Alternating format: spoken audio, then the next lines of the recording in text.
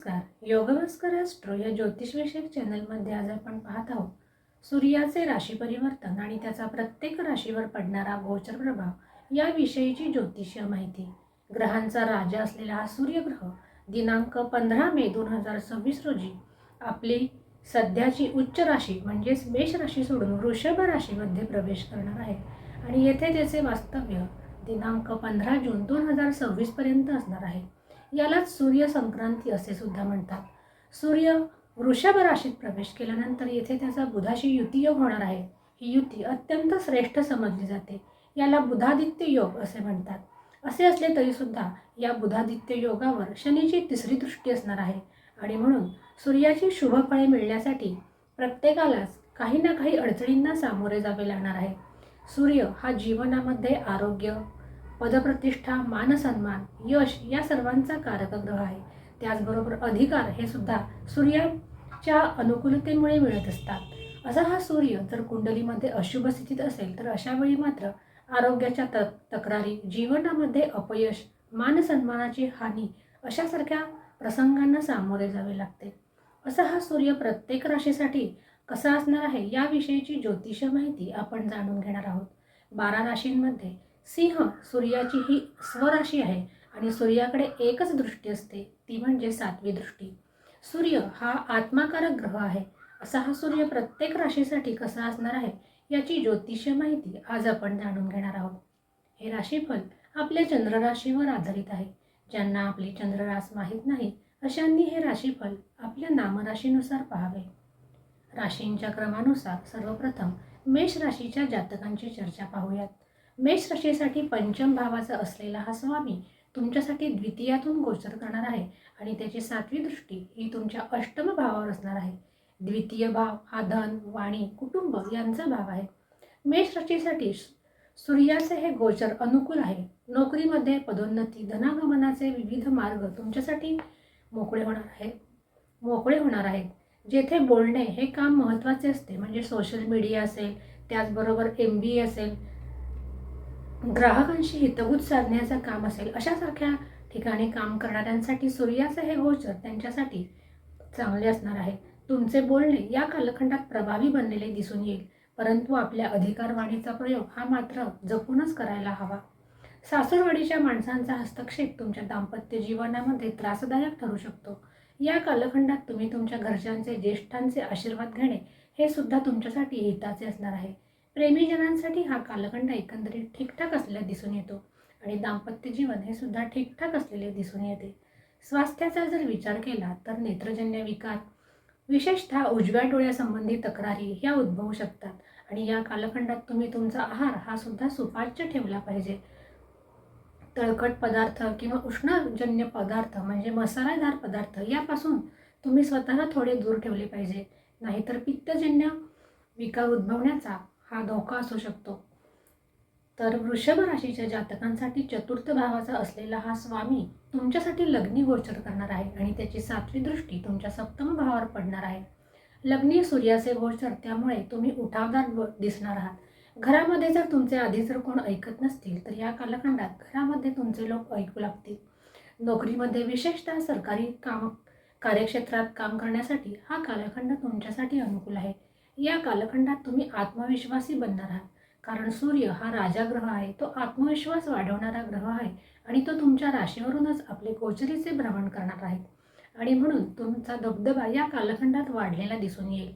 तुमच्या बोलण्याचे काही वेळेला चुकीचा अर्थसुद्धा काढू शकतात. त्यामुळे अति अधिकारवाणीने बोलणे हे टाळले पाहिजे आणि त्यामुळे एकंदरीतच सूर्याचे गोचर तुमच्यासाठी शुभरित्या व्यतीत होण्यास मदत मिळेल. स्वास्थ्याचा जर विचार केला तर नेत्रजन्य विकार आणि आपल्या जोडीदाराचे स्वास्थ्य सांभाळणे हे तुमचे या कालखंडात कर्तव्य असणार आहे. त्याचबरोबर उष्णतेचे विकार या कालखंडात तुम्हाला सतावू शकतात. समाजामध्ये सुद्धा तुम्ही सांभाळून राहिले पाहिजे आणि त्यासाठी सूर्योपासना करणे तुमच्यासाठी हिताचे असणार आहे. मिथुन राशीच्या जातकांसाठी तृतीय स्थानाचा असलेला हा स्वामी तुमच्यासाठी व्ययभावातून गोचरीचे भ्रमण करणार आहे आणि त्याची 7वी दृष्टी तुमच्यासाठी षष्ठ भावावर पडणार आहे. व्ययभावातून असलेले हे गोचर मिथुन राशीसाठी फारसे अनुकूल म्हणता येणार नाही. कारण 12वा भाव हा व्ययाचा भाव आहे, परदेशाचा भाव आहे, मुक्तीचा भाव आहे. या कालखंडात मिथुन राशीच्या जातकांनी कोणत्याही प्रकारे कायद्याचे उल्लंघन करू नये, कारण व्ययभावामध्ये असलेल्या या सूर्यावर शनीची दृष्टी आहे. त्यामुळे कायदेशीर वर्तन करणे तुमच्या हिताचे असणार आहे. दुसऱ्यांच्या वादामध्ये या कालखंडात तुम्ही पडू नये. तुमचे खर्चसुद्धा या कालखंडात वाढू शकतात. नको असलेले प्रवास मिथुन राशीच्या जातकांनी या कालखंडात टाळलेलेच बरे. आणि कोर्ट कचेरीचे जर काम असेल तर त्यामध्ये मात्र तुम्हाला सफलता मिळताना दिसून येत आहे. परंतु तुमचा पक्ष जर खरा म्हणजे सत्याचा असेल तर त्यात तुम्हाला सहज यश मिळेल, कारण शनीची दृष्टी ह्या सूर्यावर असणार आहे आणि शनी हा न्यायप्रिय ग्रह आहे. मिथुन राशीच्या जातकांच्या स्वास्थ्याचा जर विचार केला तर तुम्हाला झोपेच्या समस्या या सतावू शकतात आणि तुम्ही तुमचे मानसिक आरोग्य या कालखंडात सांभाळणे अत्यंत गरजेचे असणार आहे. मानसिकरित्या तुम्ही थकून झालेले दिसून येत आहात आणि म्हणून स्वतःच्या मानसिक स्वास्थ्यासाठी तुम्ही ध्यानधारणा करणे, सूर्योपासना करणे हे तुमच्यासाठी गरजेचे असणार आहे. तर कर्क राशीच्या जातकांसाठी द्वितीय भावाचा हा स्वामी असलेला सूर्य तुमच्यासाठी लाभ भावातून गोचर करत आहे आणि त्याची 7वी दृष्टी तुमच्यासाठी पंचम भावावर पडणार आहे. कर्क राशीच्या जातकांसाठी महाधनी योग हा सूर्य निर्माण करत आहे. अर्थात कर्क राशीच्या जातकांसाठी सूर्याचे हे गोचर एक श्रेष्ठ असा कालखंड त्यांच्यासाठी घेऊन येत आहेत. कामना पूर्ती होण्यासाठी सूर्याचे गोचर तुमच्यासाठी सर्वार्थाने सहाय्यकारी असणार आहे. धनागमनाचे मार्ग हे तुमच्यासाठी मिळताना दिसत आहेत. एकंदरीतच कर्क राशीच्या जातकांसाठी श्रेष्ठ तऱ्हेचा धनयोग हा निर्माण होत आहे. नोकरीमध्ये वेतन वृद्धीचे संकेत हा सूर्य तुमच्यासाठी घेऊन येत आहे. मोठ्या भावंडांचे सौख्य हे सुद्धा तुम्हाला या कालखंडात मिळताना दिसत आहेत. समाजामध्ये मान प्रतिष्ठा हे सुद्धा तुम्हाला पाहायला मिळते. प्रतिष्ठा ही तुमची वाढणार आहे. व्यापारात हा कालखंड चांगला आणि भागीदारीत जर व्यापार करत असाल तर त्यात सुद्धा हा कालखंड तुमच्यासाठी अनुकूल असणार आहे. दाम्पत्य आणि प्रेमी जीवन हे ठीकठाक असलेले दिसून येत आहे. प्रेमीजनांनी आपल्या अहंकारामुळे प्रेमी जीवनामध्ये समस्या निर्माण होऊ शकतात. त्याचे मात्र तुम्ही काळजी घेतली पाहिजे. स्वास्थ्याचा जर विचार केला तर स्वास्थ्य एकंदरीत ठीकठाक असलेले दिसून येत आहे. परंतु ज्यांना पित्तजन्य विकार आहेत त्यांनी आपल्या स्वास्थ्याची काळजी घ्यावी. जास्तीत जास्त जलीय पदार्थांचे सेवन या कालखंडात करावे, कारण हा कालखंड नवतपाचा कालखंड म्हणून सुद्धा गणला जातो आणि यामुळे उष्णता विकार हे वाढू शकतात आणि म्हणून जलीय पदार्थांचे जास्तीत जास्त सेवन तुमच्यासाठी हितकारी असणार आहे. त्याचबरोबर ज्या महिला गर्भवती आहेत त्यांनी सुद्धा आपल्या स्वास्थ्याची काळजी घेणे हे त्यांच्यासाठी गरजेचे असणार आहे. आणि सिंह राशीच्या जातकांसाठी लग्नेश असलेला हा सूर्य तुमच्यासाठी दशमातून आपले गोचरीचे भ्रमण करणार आहे आणि त्याची 7वी दृष्टी तुमच्यासाठी चतुर्थ भावावर पडणार आहे. सूर्य दशम भावामध्ये दिग्बल्य असतो, त्यामुळे कार्यक्षेत्रात नोकरीच्या ठिकाणी हा कालखंड तुमच्यासाठी मनासारखी सफलता घेऊन येताना दिसत आहे. समाजात सुद्धा तुमची मानप्रतिष्ठा ही वाढलेली दिसून येईल. नवीन जबाबदाऱ्या या कालखंडात तुम्हाला पेलाव्या लागणार आहेत. कार्यक्षेत्रात वरिष्ठांची मर्जी ही या कालखंडात तुम्ही मिळवू शकणार आहात. आत्मविश्वास हा तुमचा सुद्धा वाढलेला दिसून येत आहे. दाम्पत्य जीवन हे अनुकूल असलेले दिसून येत आहेत, पण कलहजन्य स्थिती निर्माण होणार नाही याची तुम्ही काळजी घेतली पाहिजे. घरातील वातावरण बिघडणार नाही याकडे तुम्ही लक्ष पुरवणे गरजेचे असणार आहे. आणि स्वास्थ्याचा जर विचार केला तर सिंह राशीच्या जातकांसाठी ज्यांना हृदयविकार असतील अशा ज्येष्ठांनी आपल्या स्वास्थ्याची काळजी घ्यावी आणि स्वतःच्या आरोग्याच्या काळजीबरोबर आपल्या मातृस्वास्थ्याचीही काळजी घेणे त्यांच्यासाठी गरजेचे असणार आहे. तर कन्या राशीच्या जातकांसाठी व्ययभावाचा असलेला हा स्वामी तुमच्यासाठी नवम भावातून अर्थात भाग्यभावातून गोचरीचे भ्रमण करणार आहे आणि त्याची 7वी दृष्टी तुमच्यासाठी तृतीय भावावर पडणार आहे. कन्या राशीच्या जातकांसाठी भाग्योदय करणारा असा हा कालखंड आहे. व्ययश जरी असला तरी तो नवम भावातून आपले गोचर करणार आहे आणि त्यामुळे नोकरीत बढोतरी अशासारख्या कामासाठी सूर्याचे हे गोचर तुमच्यासाठी अनुकूल असणार आहे. तुम्हाला तुमच्या भाग्याची जोड मिळताना दिसत आहे.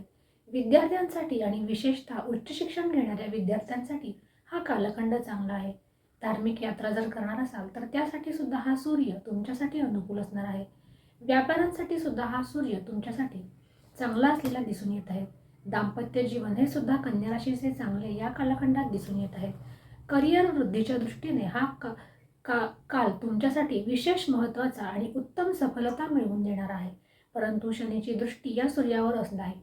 त्यामुळे कार्यक्षेत्रामध्ये प्रामाणिकपणा हा महत्त्वाचा असणार आहे आणि त्यासाठी सहकर्मींशी चांगले वागणे हे सुद्धा सूर्य अनुकूल होण्यासाठी तुमच्यासाठी गरजेचे असणार आहे. ज्यामुळे सूर्याची शुभ फळे मिळताना तुम्हाला अडचण येणार नाही आणि वडिलांचे आशीर्वाद, घरातील ज्येष्ठांचे आशीर्वाद या कालखंडात विशेष महत्त्वाचे ठरतील. स्वास्थ्याचा जर विचार केला तर या कालखंडामध्ये आपल्या वडिलांचे स्वास्थ्य हे तुम्ही जपले पाहिजे आणि त्याचबरोबर कन्या राशीच्या जातकांनी स्वतःच्या स्वास्थ्याकडे सुद्धा लक्ष पुरवले पाहिजे. हलगर्जीपणा हा करू नये, कारण सूर्य त्यांच्यासाठी व्ययश असतो आणि कन्या राशीच्या जातकांनी या कालखंडात सूर्योपासना करणे, त्याचबरोबर आदित्य हृदय स्तोत्राचे पठण करणे त्यांच्यासाठी हिताचे असणार आहे. अशा रीतीने आज आपण सूर्याचे गोचर भ्रमण आणि त्याचा प्रत्येक राशीवर पडणारा गोचरीचा प्रभाव याविषयीची ज्योतिष्य माहिती याचा अभ्यास केला. यासारख्याच ज्योतिषीय आणि धार्मिक विषयांच्या खात्रीशीर माहितीसाठी चॅनलला लाईक आणि सबस्क्राईब नक्की करा. त्याचबरोबर बेल आयकॉनचे बटन प्रेस करायला सुद्धा विसरू नका, ज्यायोगे आमच्या नोटिफिकेशन्स तुमच्यापर्यंत सर्वात आधी पोहोचण्यास मदत मिळणार आहे. आज आपण येथेच थांबूया. पुन्हा भेटूया अशाच एका नवीन ज्योतिषीय विषयासह. तोपर्यंत नमस्कार.